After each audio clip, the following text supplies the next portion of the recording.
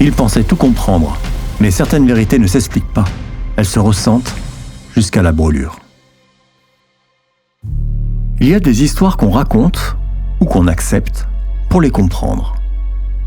Et d'autres qu'on comprend seulement quand on les accepte ou quand on les laisse se raconter d'elles-mêmes. Elio marche seul, casque sur les oreilles, perdu dans ses pensées. La réaction de Samuel devant ce que leur a dit Nora l'étonne et tourne en boucle dans sa tête. Se pourrait-il qu'il y ait un lien entre tout ça ? Léo et ses visions, Nora et son livre, Marc, Gérard, Élise, comme si chacun tenait un fragment d'une même mélodie, mais que personne n'entendait encore la chanson en entier. On a parlé de rituels, de photos, d'un livre mystérieux, d'un carnet inachevé et même d'une mort prématurée.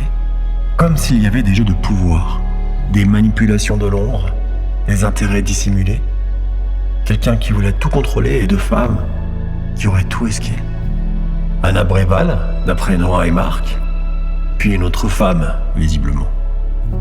Rien ne semble avoir de sens et en même temps, tout paraît lié. Tout paraît lié.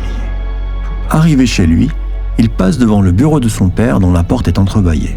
Normalement, elle est toujours fermée, à clé. Un lieu froid, ordonné. Elio rentre avec, c'est vrai, le cœur battant comme si cette décision bénigne allait définitivement changer le cours des choses. Sous le large bureau de son père, un tiroir mal fermé attire son attention. Il hésite, puis l'ouvre. Samuel disait « Cherche pas à savoir, ressens. Alors je vais sentir. Il y trouve un sachet plastique soigneusement protégé. Dedans, 2 photos anciennes. Il identifie rapidement Anna et il y a une autre femme. Les visages sont nets, mais le papier est souillé d'une sorte de baume sombre et visqueux. Elio observe, fasciné et dégoûté à la fois. Anna Bréval, tout le monde connaît son nom, mais personne ne sait vraiment comment elle est morte.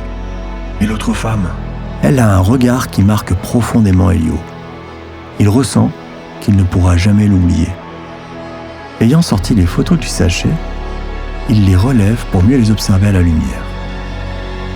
D'abord, une sensation étrange, discrète, puis sourde, envahissante.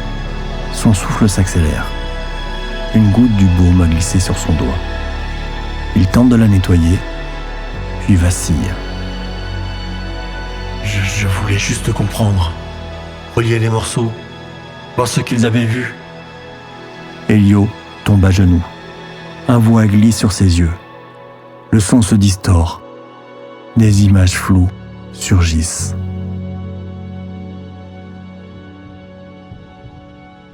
Puis, le bruit lointain d'un cœur qui bat. Une voix féminine, douce, indistincte. Celle de Nora peut-être. Respire, ce n'est qu'un début.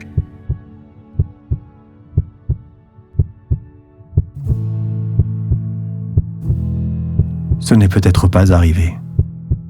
Mais c'est vrai quand même.